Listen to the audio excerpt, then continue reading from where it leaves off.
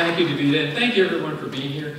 Can you believe that these folks and everyone else raised the second most amount of money from a Walk to Life in 24 years? Is that outstanding? More than $86,000 for our education and our legal defense funds. Well, welcome. If you're new to Texas Alliance for Life, welcome to our third quarterly Leadership Circle Luncheon here in 2018. My staff, Lance Peterson, Director of Financial Development, Anita Bray, our Administrative Assistant, Jenny Andrews, Public Policy Analyst, Deirdre Cooper, Public Policy Analyst, and Rachel Schroeder, Database Assistant. Thanks, you all.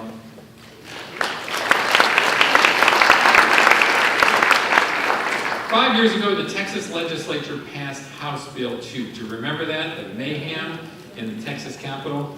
That bill banned late abortions, including abortions on babies with disabilities. The bill also increased safety standards at abortion facilities, some of which the courts upheld, others the Supreme Court struck down. Nevertheless, after that experience, we made a video at that time commemorating the ups and downs of the pro-life movement from Roe versus Wade to that time 5 years ago. So, if you'd like, I want to show it again because I think it'll be fun to see.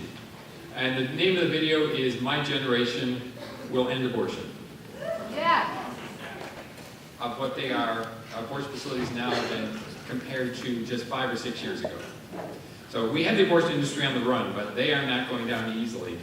The movement has gotten so much stronger. I want to recognize Abby Johnson, who was in the video, and has started a fantastic organization called "And Then There Were None" that welcomes people, abortion workers.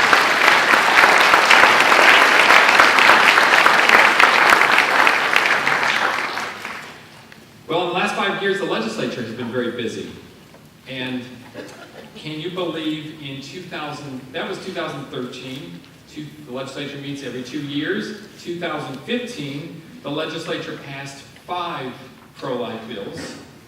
And last year in 2017, through the leadership of Governor Greg Abbott, Lieutenant Governor Dan Patrick, and Speaker Joe Strauss, here are the accomplishments: 10 pro-life bills, doubled funding for the Alternatives to Abortion program, and continued defunding of Planned Parenthood.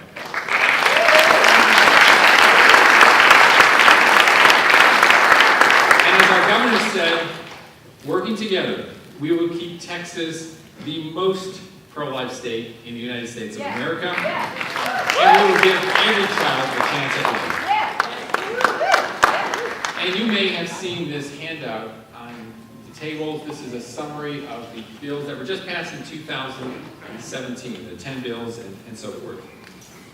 A couple of updates I want to give you. There's 2 ongoing federal court challenges to the laws that were just passed. The dismemberment ban in Senate Bill 8 has been struck down in federal court here in Austin. That's now before the 5th Circuit Court of Appeals. We're waiting for the court to announce when they're going to have oral argument. They'll have that in October, probably in the coming months. The rules requiring humane disposition in Senate Bill 8, the humane disposition of the bodies of babies who died from abortion and miscarriage, are before the federal court in Austin. My staff and I were there for all 6 days of the hearings.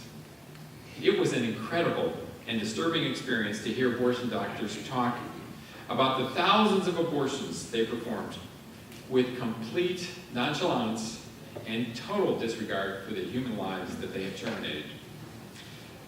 We expect Judge Ezra to rule in the coming days or weeks, regardless of how he rules, whether it's the laws upheld or struck down. That will be appealed to the 5th Circuit Court of Appeals in New Orleans. So, kind of a long road on that. The Kavanaugh nomination. In late June, Supreme Court Justice Anthony Kennedy, a strong supporter of abortion on demand before viability, announced his retirement, and we were delighted. In response, President Trump nominated a replacement, the highly regarded Judge Brett Kavanaugh. Judge Kavanaugh's nomination is supported by virtually all pro-life groups in the nation, including Texas Alliance for Life. Judge Kavanaugh is also supported by Texas Senators John Cornyn and Ted Cruz. Both of them are members of the important Senate Judiciary Committee, which will have hearings beginning Tuesday, September 4th, for 3 or 4 days. So bring your lawn chairs, expect a lot of fireworks. If the Senate confirms Judge Kavanaugh as expected, he will be seated on the court in time for the session beginning in October.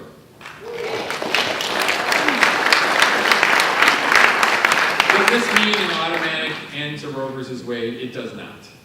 But it's a great step in that direction. So we are very grateful to our 2 senators and to the president, and hopefully the majority of the Senate. Now our dinner. This year's annual benefit dinner will be on Saturday, October 20th at the Hilton Austin. You folks who come from Williamson County and from Hayes County and Bear County and so forth, we're trying to get the city to make sure there's very little traffic on I-35 on Saturday, October 20th. We're trying. But we're very excited about the keynote speaker, Katie Talento. Now, Katie Talento serves as special assistant to the president for health policy on the Domestic Policy Council in the White House.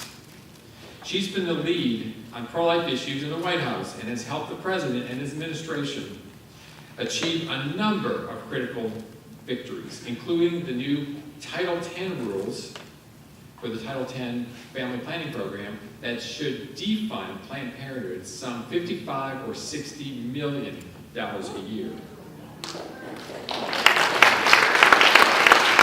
Some very important conscience protection rules that have been rolled back under the Obama administration, overturning the Obamacare abortifacient mandate, and reinstatement of an expanded Mexico City policy, which assures that our tax dollars are not being used for abortion overseas. So this is fantastic stuff. We're going to get really an insider's look at what's going on. And this is a great opportunity to help spread the pro-life message and to grow Texas Line for Life by inviting your guests at your tables.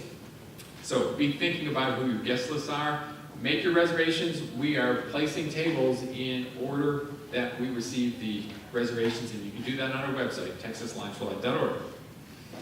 Now, we have a huge challenge in Texas. Planned Parenthood has announced it has a $10 million gift to reclaim ground that they lost in 2013 when they closed 3 abortion facilities in West Texas. They want to reopen, they've announced, at least 2 facilities in West Texas. So that's pretty frightening because right now there are no abortion facilities west between the I-35 corridor and El Paso. Wow. And we do not want those to reopen. It would be catastrophic if they do.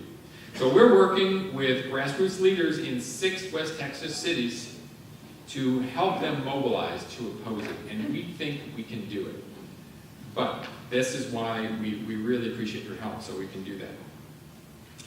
We so appreciate you members of the leadership, which makes our efforts possible.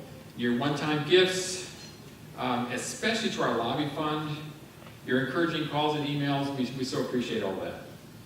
You make our critical work possible, including the campaign for pro-life candidates, and that's coming up with election season this fall. And thank you for bringing guests, and you guests, we hope you'll consider joining our leadership circle, which is really the boiler, it's the boiler room that makes our ship move forward so well as it has been. And there's these cards on the tables and pens and so forth. So I want to thank you all so much for being here.